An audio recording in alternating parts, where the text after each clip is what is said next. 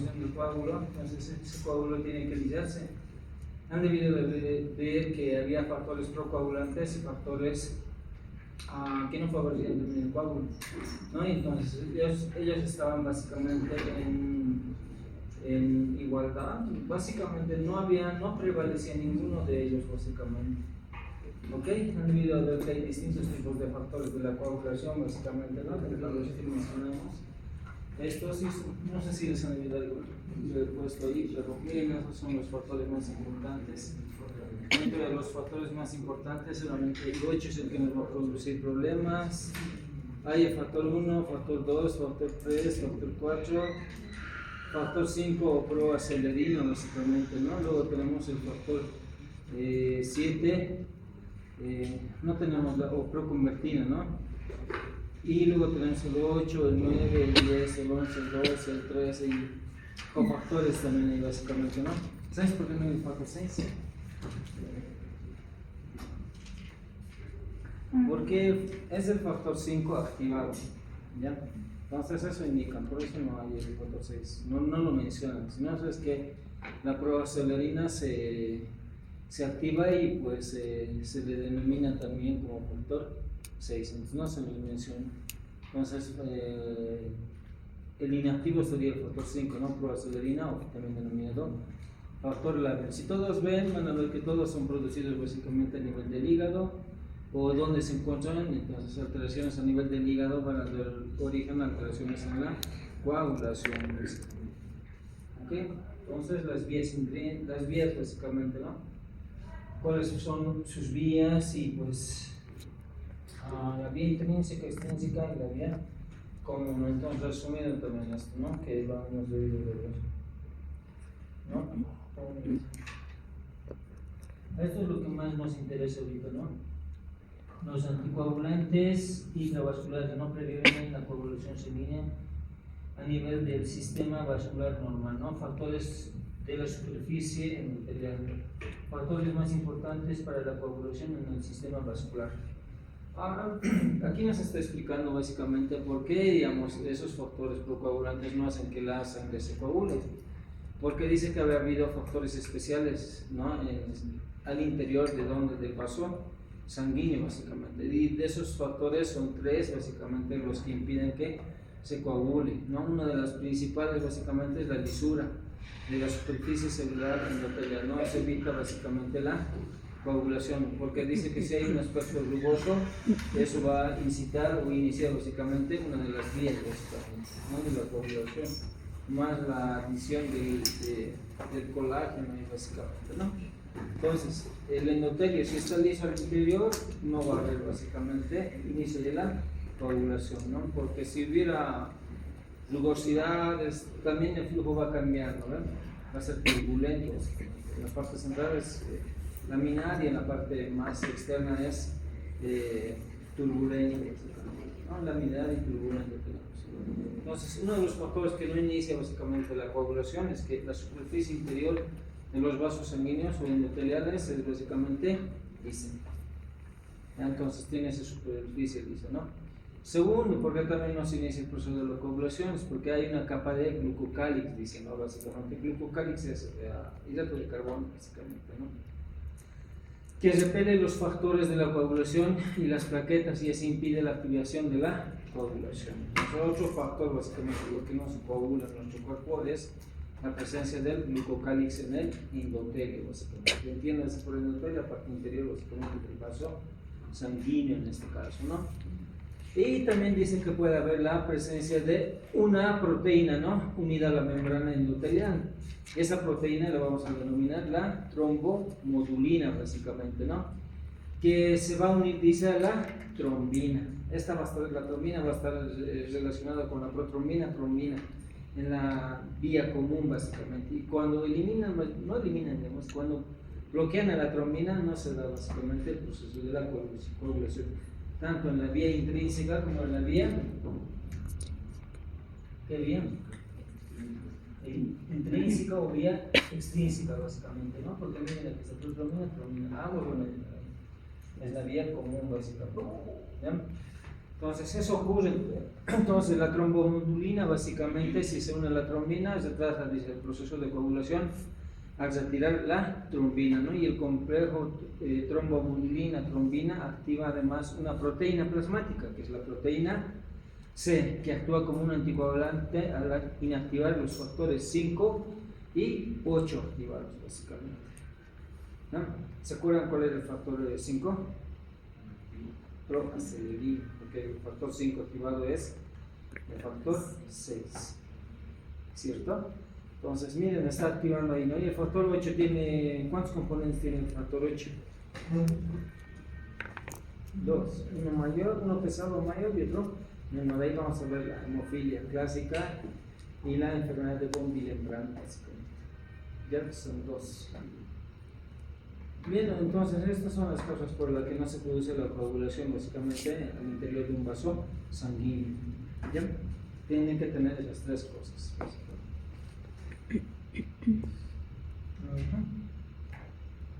Acción antitrombínica de la fibrina y la antitrombina 3.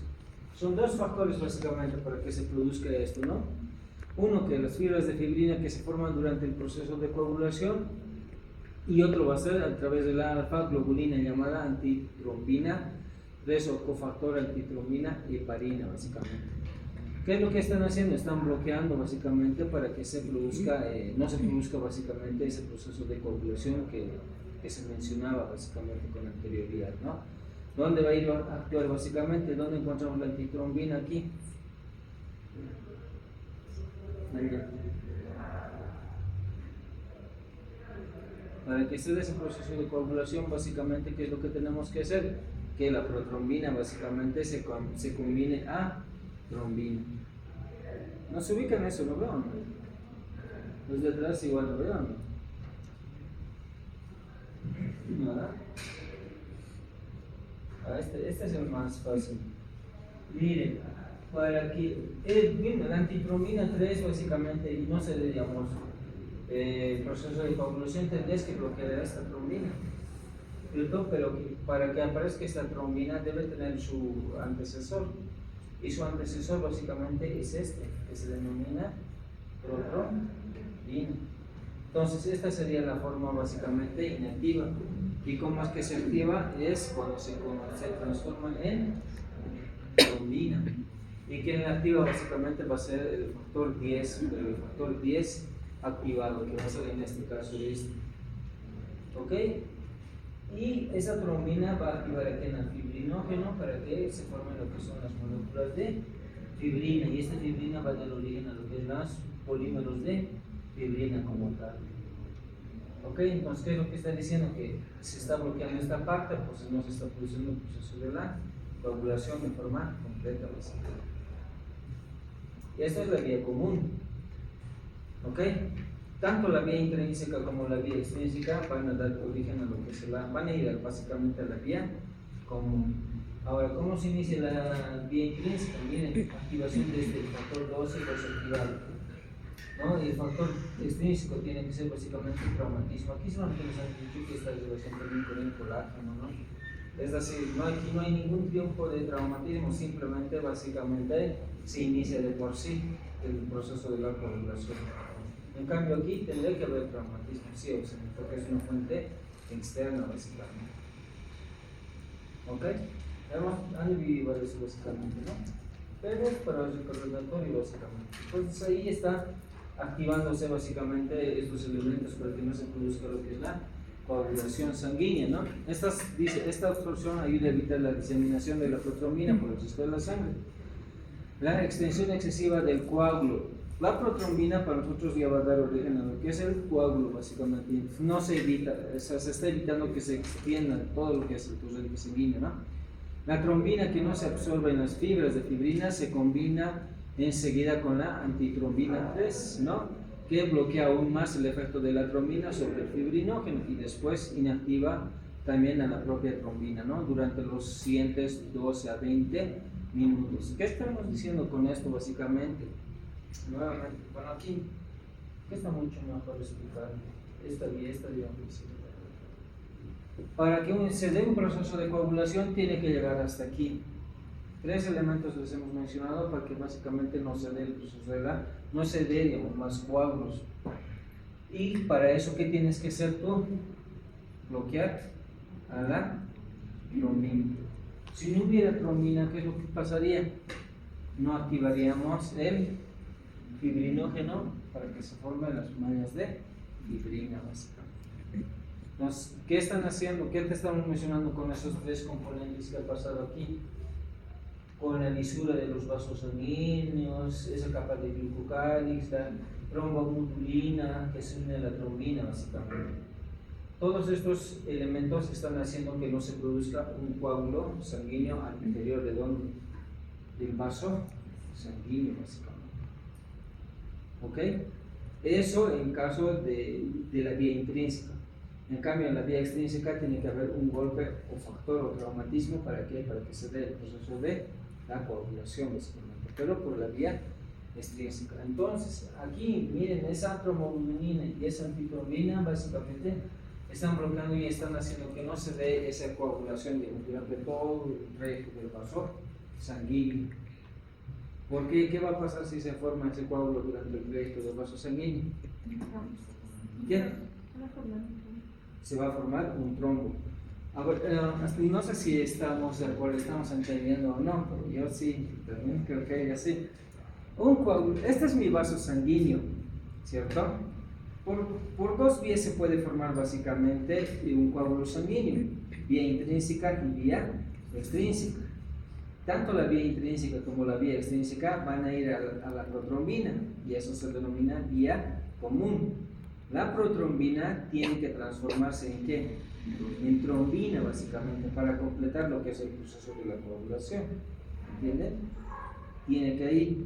Entonces, esos 3 procesos que hemos mencionado son los que van a evitar básicamente que esa trombina se siga formando coágulos más adelante, con el fibrinógeno transformándole en fibrina básicamente, que esa va a ser la red que va a agarrar y pues se forma el coágulo. Ahora, una vez que se ha completado, digamos, el coágulo ha sangrado, entonces tengo aquí básicamente un coágulo sanguíneo, ¿no? Un trombo básicamente, ¿no? Entonces, ¿qué es lo que pasa? Que la sangre del vaso sanguíneo está impidiendo que ese trombo se forme más a este nivel, más al interior del vaso sanguíneo, porque ese trombo luego se puede desprender y va a formar un émbolo básicamente. ¿Qué está haciendo ahí? Evitando que se forme básicamente más cantidad de coágulo sanguíneo. Y eso que está evitando básicamente van a ser estas 3 cosas. Acá, lisura, ese glucocálix, esa trombomodulina, ¿no? Y aquí también se va a añadir esta acción antitrombótica de la fibrina por la antitrombina 3 básicamente, ¿no? Gracias a esto básicamente ya no se va a formar ese coágulo ahí. Si no se pone ese coágulo, luego seguramente se va a resorcionar porque vamos a realizar el proceso de resorción. Es decir, se absorbe básicamente eso y pues, se vuelve nuevamente a la vida. ¿Por qué? Porque si tuviera así ese coágulo sanguíneo, el flujo, ¿cómo sería el interior de ese vaso sanguíneo? ¿Turbulento o laminar? Turbulento, porque iría ahí, haría remolinos y nuevamente va a hacer que se inicie el proceso de la coagulación. ¿Entienden? Entonces, en eso nos está ayudando básicamente estos elementos, los 3 elementos que hemos indicado, y esto para que se forme una mayor cantidad de coágulos. Básicamente, ¿cuánto tiempo te dicen? 12 a 20 minutos. Específicamente está la antitrombina 3, ¿no? Mientras se forma un coágulo, dice aproximadamente el 85-95% de la trombina formada a partir de la protrombina es absorbida por las fibras de fibrina a medida que van a ir apareciendo. Eso es verdad, ¿no? Porque esas de fibrina básicamente van a estar atrapando lo que es la trombina, ¿okay? Pero esta red de fibrina igual no va a tener origen si es que no le activa la protrombina. ¿A quién? Al fibrinógeno. El fibrinógeno va a dar origen a lo que es a la fibrina. Y su enzima o su catalizador o el elemento que le activa básicamente va a ser este elemento que es la trombina. Y de la fibrina para polímeros de fibrina va a ser el factor 3. ¿Ok? Entonces se bloquea básicamente esas partes para que no se produzca más coágulos en nuestro organismo. La heparina dice que en nuestro cuerpo había habido en muy poca cantidad. Habían sido fabricadas básicamente por dos tipos de células, básicamente. ¿No? Unos son los mastocitos y otros son los basófilos, básicamente. ¿No? Pero esta heparina dice, estando en estado fisiológico, no te induce básicamente lo que es la anticoagulación. ¿Qué tiene que pasar básicamente? Miren, el anticoagulante, concentración baja en la sangre, ¿no? Pocas propiedades anticoagulantes va a tener como tal la heparina, pero cuando se combina con la antitrombina 3, dice, la eficacia de la antitrombina 3 para eliminar la trombina aumenta de 100 veces a 1000 veces. Y así actúa básicamente, ¿no? Entonces, gracias a eso está evitando también que se coagule la sangre, la heparina, pero que tiene que unirse básicamente a ¿qué?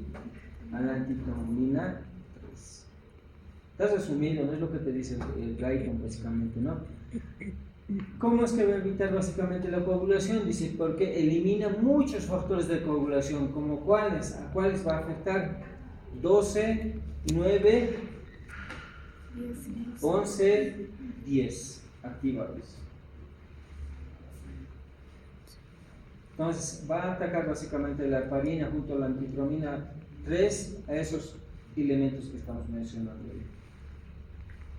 ¿Ok? Entonces por eso también no se da lo que es la coagulación. Se mantiene el fluido sanguíneo normal básicamente, ¿no? Bueno, lo que les he dicho, ¿no? La heparina la producen muchas células diferentes en mayores cantidades en los mastocitos basófilos localizados del tejido conjuntivo pericapilar del cuerpo, ¿no? Pulmones e hígados, dice, ¿no? Basófilos en la sangre liberan pequeñas cantidades de heparina en el plasma. Y yo los asumí así, pero algo así que dice ahí también. Los basófilos y mastocitos. Basófilos y mastocitos son similares, indican básicamente. Entonces son los productores de lo que vendría a ser la heparina, ¿no? La heparina como tal tiene que unirse a la antitrombina 3. ¿A quién ataca la antitrombina 3?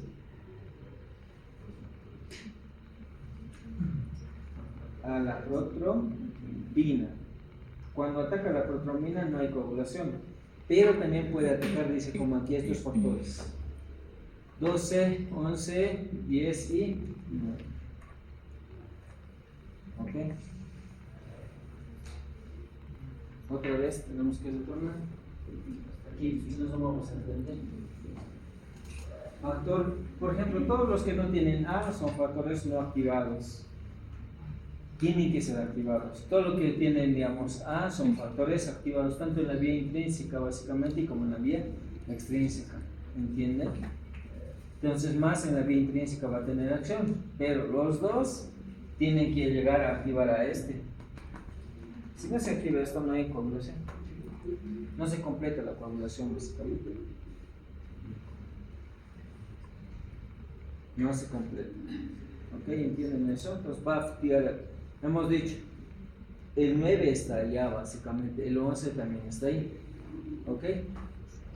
Toda la vía básicamente. El 10, ¿y qué decir? Porque el 10 va a ser común básicamente a todos estos. ¿Ok? De esa manera básicamente tiene que ser. La heparina, ya sabemos cómo actúa la plasmina, provoca lisis de los coágulos sanguíneos. Bueno, hasta aquí básicamente era lo que impedía básicamente en una persona sana que no tenga ningún tipo de patologías, de por sí su sangre básicamente se coagula. ¿Ok? Entonces eso es hasta ahí. ¿Ya? Ahora vamos a hablar, hasta aquí mejor dicho, ¿ya? Si tenemos esos factores tendría que coagularse básicamente, no veo, no, pero no, dice que hay factores protectores. Y esos factores protectores es lo que hemos mencionado básicamente, la heparina, la antitrombina 3, la trombomodulina básicamente. ¿Ok? Que también nosotros llegamos a producirlas. Ahora vamos a ver esto, cómo se dice básicamente los coágulos sanguíneos, porque ya les he dicho, ese coágulo sanguíneo no puede permanecer, porque si sigue permaneciendo va a formar remolinos, va a formar un flujo turbulento básicamente. Entonces ese flujo turbulento va a iniciar también el proceso de la coagulación, ¿no? Entonces, ¿qué es la plasmina básicamente? Bueno, cuando hablamos de plasmina estamos viendo que esto ya está activo, entonces tiene su antecedente o precedente básicamente, que en este caso va a ser el plasminógeno. Entonces, ¿de dónde sale esto? Es bien sencillo, miren que esta es la plasmina, básicamente es una euglobulina, dice, ¿no? Llamada plasminógeno, ¿no? O también denominado profibrinolicina, básicamente. Tiene esos dos nombres, ¿no? Básicamente, ¿no? Cuando se activa se convierte en una sustancia llamada plasmina o fibrinolicina. Lisina no está indicando qué es lo que va a hacer básicamente, ¿no? Es una enzima proteolítica, dice, ¿no? Digiere las fibras de fibrina y otras proteínas coagulantes como el fibrinógeno, factor 5, factor 8, protrombina y el factor 2. Proteolítica, ¿qué implica la proteolítica? Lo va a deshacer, lo va a desnaturalizar. Esa acción tiene básicamente la plasmina, pero el plasminógeno tiene esa misma acción. No, es como un sinógeno que han debido de escuchar. Es cuando esa proteína es inactiva básicamente. Ya tiene que ser activada. ¿Y quién le va a activar básicamente? El activador del plasminógeno tisular, ¿no? Que se encuentra especialmente en los tejidos lesionados y en el endotelio vascular, básicamente, y da origen a lo que es la plasmina. Como hemos visto, destruye fibras de fibrina, factor 5, bueno, lo que hemos mencionado allá, básicamente. ¿Ok? Y eso te va a producir, básicamente, que ese coágulo que se ha formado desaparece. Lisis del coágulo sanguíneo. Entonces, así se lisa, básicamente. Ok, entonces la plasmina puede lisar un coágulo y destruir muchos de los factores de la coagulación, los cuales se mencionan básicamente, ¿no? Este rosado es el que te menciona en el guideline, básicamente. Este es un cuadro que le he puesto como apoyo. Ok, entonces la plasmina es el elemento que va a destruir básicamente, en este caso, las fibras de fibrina, básicamente. ¿Y dónde están las fibras de fibrina? Son aquellos que están en el coágulo. ¿Y cómo se forman? Con la cascada de la coagulación. El fibrinógeno da origen a la fibrina y la fibrina a los polímeros de fibrina. Entonces a este lugar va a ir a actuar el plasminógeno y va a completamente lisar este coágulo sanguíneo. ¿Va a desaparecer posteriormente?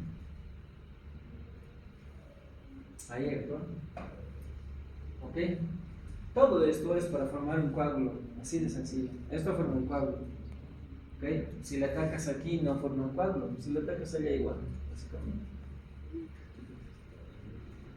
¿Ok? Eso ocurre. Vamos a avanzar. Calculación de plasminógeno. Esto es como se activa básicamente, ¿no? ¿Cómo se activa básicamente ese plasminógeno? ¿No? En un coágulo, dice, se atrapó una gran cantidad de plasminógeno, dice, ¿no?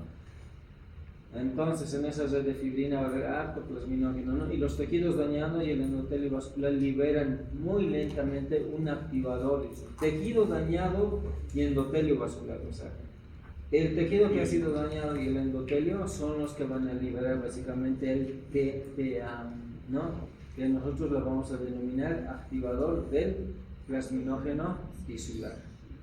¿Ya? Eso lo va a liberar básicamente y lo hace muy lentamente porque si lo hace rápidamente va a lisar el coágulo y la sangre va a empezar a salir. ¿Cuál es la finalidad del coágulo?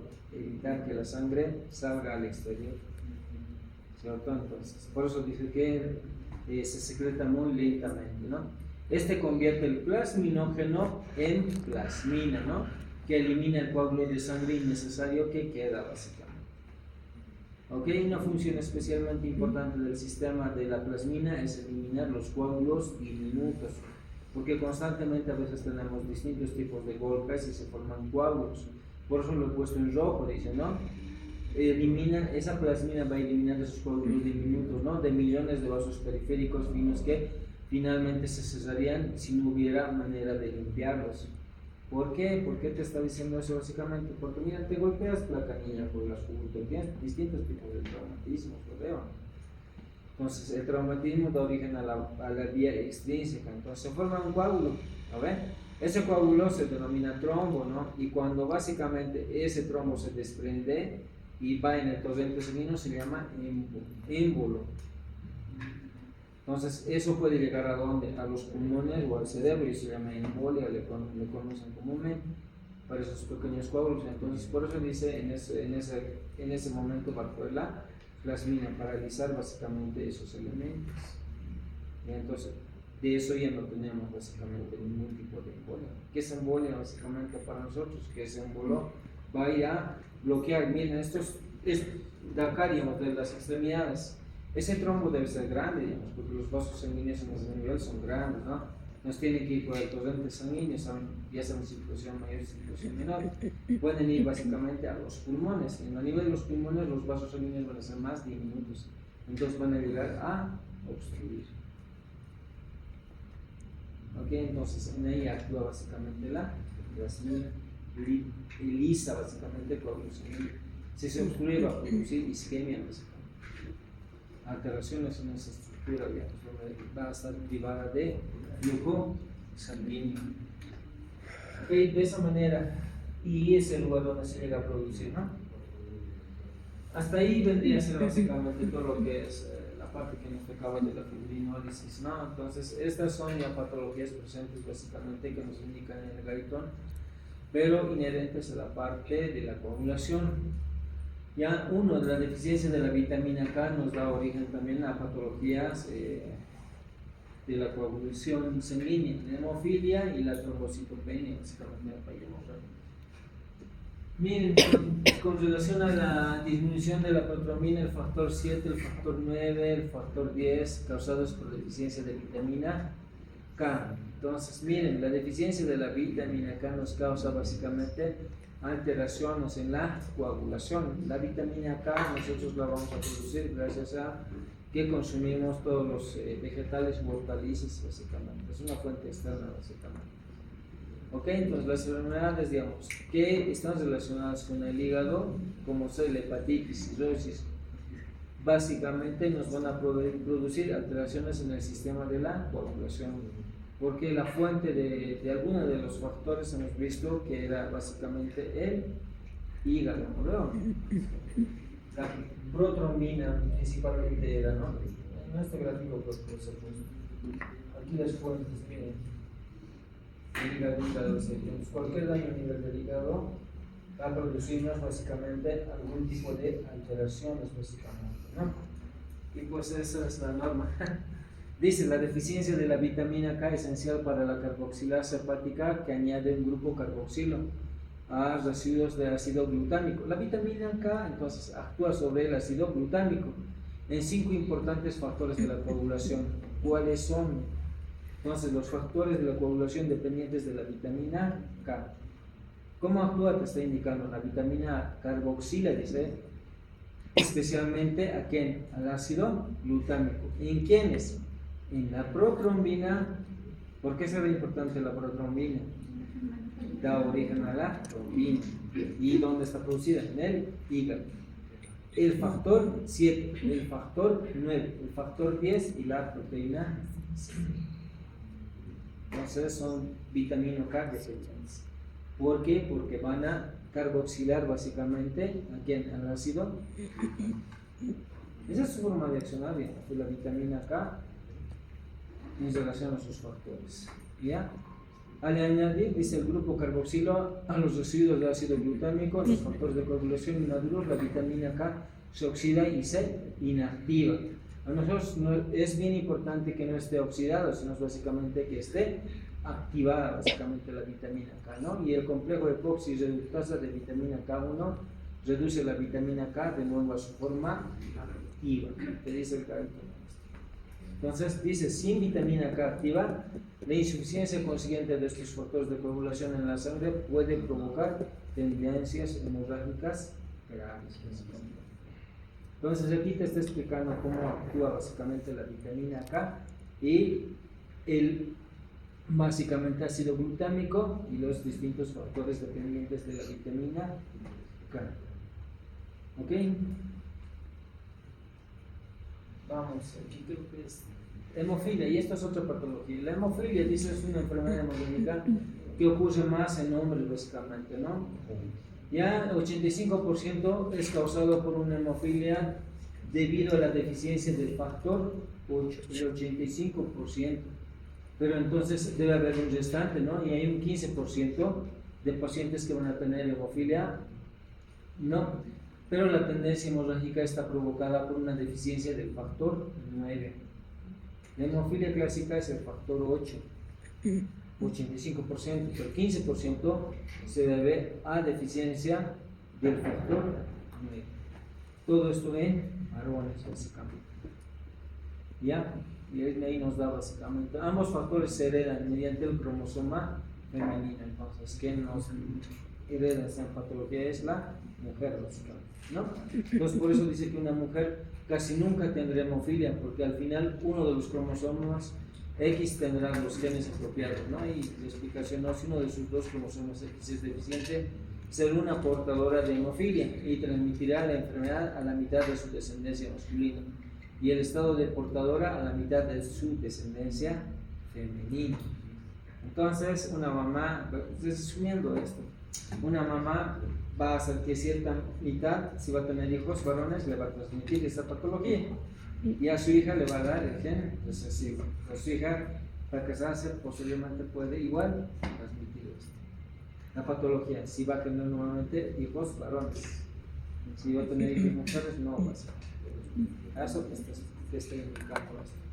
Entonces, la hemofilia son de dos clases, ¿no? Por deficiencia del factor 8 y por deficiencia del factor 9. ¿Ya? Vamos a ir específicamente con la hemofilia. Bueno, hemofilia entonces es cuando una persona va a sangrar básicamente, ¿no? Por alteración básicamente del factor 8. Vamos a buscar ese factor 8. ¿Dónde está el factor 8? Aquí. Esencialmente en la vía intrínseca. Entonces, si no hay ese factor, se denomina hemofilia. ¿Vean? ¿Cuánto corresponde? El 85%. El factor 9 más arriba es el 15%.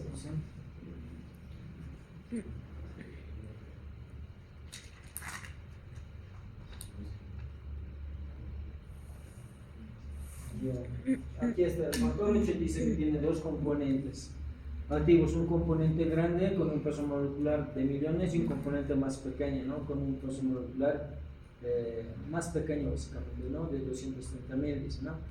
El componente más pequeño, importante en la vía intrínseca, eso los hemos mostrado, y la deficiencia de esta parte del factor 8 causa la hemofilia clásica.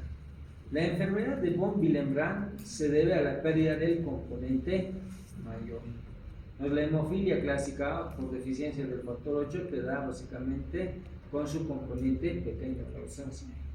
Y el componente mayor te da la enfermedad de von Willebrand. Los dos componentes del factor 8. Tratamiento: inyección de factor 8 purificado. ¿No? Interesante. Trombocitopenia. Trombocitos, hablamos de las plaquetas básicamente. No consiste en la presencia de cantidades muy bajas de plaquetas en el sistema circulatorio, pero tiene una importancia. Miren, sangran, y la hemorragia tiene una característica: la hemorragia se produce por vénulas pequeñas o capilares, ¿ya? Y aparecen hemorragias puntiformes pequeñas, dicen, en la piel, ¿no? Y se manifiesta como manchas purpúricas muy pequeñas, ¿no? Que dan la enfermedad del nombre de púrpura trombocitopénica, básicamente. Entonces, el sangrado va a ser específicamente en vénulas pequeñas y capilares, pequeños puntitos, ¿no? Y eso le da la característica de ese tipo de patología trombocitopénica. Normalmente teníamos que tener, dicen, ¿no? De 150.000 a 300.000, pero en Andina hemos visto que está 400 a 450.000 básicamente, ¿no? Se han dividido. Pero dice que si tienes menos de 50.000 puede producirse alteración, ¿no? La hemorragia no aparece hasta que el número de plaquetas en la sangre se reduce hasta 50.000, ¿no? Y valores tan bajos como 100.000 son con frecuencia mortales, ¿no? ¿Cuánto dura la hemorragia? Dura de 1 a 4 días, ¿no? En un paciente con trombocitopenia, ¿no? Administrando transfusiones de sangre completa fresca que contiene grandes cantidades de plaquetas. Eso es básicamente el tratamiento en esa persona que tiene trombocitopenia. Entonces, lo característico de la trombocitopenia, pequeños puntitos o petequias, producto de sangrado de células y capilares. Enfermedad tromboembólica. Bueno, ¿qué es un trombo? Aquí lo estamos explicando eso, ¿no? Trombo, un coágulo sanguíneo que se forma en el interior de un vaso sanguíneo o del corazón. ¿Ya? Ese trombo no se ha despegado de la pared del vaso sanguíneo, está unida. Cuando se desprende, cambia de nombre y se dice émbolo, un trombo o fragmento de trombo que se desplaza desde su lugar de origen hasta otro vaso sanguíneo, ¿no? Causando una obstrucción. Eso es tromboembolia. Tromboembolia pulmonar. Ha venido un trombo de miembros superiores, ese trombo se ha alejado y está obstruido por vasos sanguíneos de los pulmones. Por la circulación mayor en un inicio, pues ahí tenemos el tipo de circulación, básicamente, tiene que ir. Ya, y la enfermedad tromboembólica venosa, ¿no? Incluye formación de trombos en las venas profundas, especialmente en las extremidades inferiores y la posible embolización de los pulmones. A esos émbolos, ¿qué nos dicen en tu cuerpo? De forma general. Uno, otro. La persona es lo que les va a decir así. Pero va a ayudar básicamente después la heparina. Una formación del trombo sería en este caso, no una embolización sería la persona. En el otro sería bueno, la trombomulina básicamente. Las causas de enfermedades trombólicas, bueno, pueden ser muchas básicamente. Miren, ¿y cuáles son las causas? Pues de no cualquier superficie endotelial rugosa como causa la arteriosclerosis, básicamente una infección o traumatismo, ¿no? La sangre coagula a menudo cuando fluye muy lentamente. Eso ocurre también cuando tienes eritrocitosis, básicamente, ¿no? Hay una viscosidad de la sangre y mayor predisposición a la formación de coágulos sanguíneos, ¿no? ¿Y qué medicamento le vas a dar? El TPA, ¿no? Porque el TPA, ¿qué va a hacer?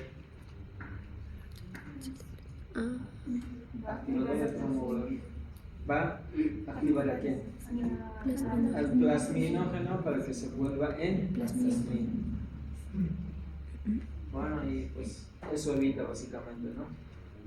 Degrada la fibrina, ¿no? El componente principal. No es como hemos dicho, degrada la fibrina, también molesta a otros factores de coagulación que se encuentran ahí, ¿no?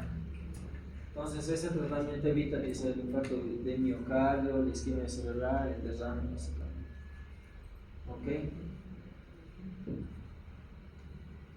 La trombosis venosa femoral, ¿por qué se puede llegar a producir? Por éstasis, porque no funcionan también de forma adecuada las valvas, ¿no? Que tienen válvulas y no hay un buen retorno sanguíneo, ¿no? También por daño endotelial, éstasis venosa y una hipercoagulabilidad que puede llegar a presentar el paciente, básicamente. Esas serían las causas de la trombosis, ¿no? Esto es tromboembolia pulmonar. Embolia pulmonar masiva, dice el CAEPA, básicamente. ¿No? Entonces, miren, es una embolia pulmonar, es un bloqueo súbito de una arteria pulmonar cuando ocurre, puede ocurrir, dice, después de que un coágulo se desprenda y viaja por el corriente sanguíneo hacia los pulmones. Ese coágulo puede venir de donde sea, básicamente. Ya, es un émbolo y va a obstruir, miren, está obstruyendo ahí, ese vaso sanguíneo es el pecho. Tendría que actuar el TPTA que darle, ¿no? Básicamente, o la plasmina también que actuar para realizar ese coágulo. Que es la coagulación intravascular diseminada, básicamente, ¿no? Es una patología donde básicamente se coagula todo el torrente sanguíneo y es realmente complicado eso, ¿no? Porque no va a haber flujo sanguíneo, no va a haber eso, ¿no? Por eso, digamos, es que se produce esto, ¿no? Sí, sin nivel de coagulación intravascular diseminada. Tiempo de coagulación, esto les daré rápidamente. Tiempo de coagulación es una prueba antigua y poco estandarizada, ¿no? Que mide el tiempo que tarda la sangre entera en coagularse, ¿no? In vitro, después de ser colocado en un tubo de vidrio, básicamente, ¿no? Entonces, valores, les comento que hay distintos, pero los he puesto lo que te dice el guide, de 6 a 10 minutos aproximadamente. Ya, pero pueden encontrar otro tipo de valores. Entonces, la significancia, prolongado, acortado y limitado, básicamente. Ok, en prolongado, más de 10 minutos indica deficiencia de factores de la población, hemofilia, deficiencia de vitamina K, enfermedad hepática, ¿no? Anticoagulantes como heparina o hipofibrinogenemia, ¿no? Aumento de riesgo de hemorragia, ¿no? Y acortado, sugiere hipercoagulabilidad, ¿no? Como estados protrombóticos, trombofilia, cáncer, básicamente. Ok, entonces eso es los valores básicamente que nos mencionan, ¿no? Tiempo de sangría, ¿no? Igual nos menciona de unos 6 minutos, método Divi y método de Duque dorso. Vamos a hacerlo básicamente en prácticas, ¿no? El Divi es, a veces tiene su estetoscopio y se hace estetoscopio, su tensiómetro, ¿no? El tensiómetro para comprimir y pues vamos a ver cuánto tiempo hay. Pues si no, en la orejita nomás. Ok, entonces tiempo de sangría mide el tiempo que tarda en detenerse el sangrado de una pequeña incisión estandarizada en la piel, ¿no? El método de Divi o Duque, ¿no? Evalúa entonces aquí la función plaquetaria primaria, básicamente. Porque han visto que las plaquetas son las que van a ir primero a tratar de evitar que haya la salida de sangre, ¿no? En el otro era factores de la coagulación. Aquí estamos evaluando las plaquetas, básicamente, ¿no? Tiempo de sangría. Entonces, miren los minutos que nos dan, unos 6, bueno, igual como les he dicho, puede ser distinto, ¿no? Prolongado, acortado, básicamente, ¿no? Prolongado, dice, ¿no? Un mayor a 6 minutos indica disfunción plaquetaria, ¿no? Trombocitopenia, uremia, aspirina. Eso de la aspirina es bien interesante, eso lo van a averiguar para la próxima. ¿Por qué no dar aspirina a los niños? Produce el síndrome de Rey, ¿ya? Y el de von Willebrand. ¿Cuál era la enfermedad de von Willebrand? De factor 8, específicamente del 1. Tiene dos componentes. Del mayor. Componente grande. Porque el pequeño da la filia clásica. Ok, vayan repasando los bien. El anterior les he enviado. Tiempo de protrombina. Definición: mide el tiempo que tarda el plasma en coagularse, ¿no? Tras agregar tromboplastina tisular y calcio, básicamente, ¿no? Evalúa la vía extrínseca y común. Tiempo de protrombina: evalúa la vía extrínseca y común, no intrínseca, ¿no? De la coagulación. Útil para monitorear terapia con warfarina o detectar deficiencias hepáticas. No olviden eso. ¿A qué vía estamos evaluando con esto? El tiempo también, 12 segundos nos indica, ¿no? Otros dicen 10, pero yo seguramente más adelante les van a dar otra, ¿no? Pero es la que te menciona en el guide, básicamente. ¿Ok? Bien, protrombina no lo vamos a ver, tiempo de parcial de tromboplastina tampoco, el INR, esto veremos. ¿Qué es el INR, no? Es un cálculo estandarizado, ¿no? Del tiempo de protrombina para comparar resultados, ¿no? Entre los laboratorios, ¿no? PT del paciente y PT medio, ¿no? Básicamente. Y nos da esto. No creo que les pregunte pero sí va a entrar en la práctica, les van a preguntar. ¿Ya? Entonces, estos son los valores básicamente del INR en este caso, de 0.8 a 1.2. Ok, y es un pequeño resumen de todo lo que podría ser. Ese es el último básicamente. Entonces, tenemos que repasar y aprender de memoria esta vía. ¿Ya? Ya, eso es todo.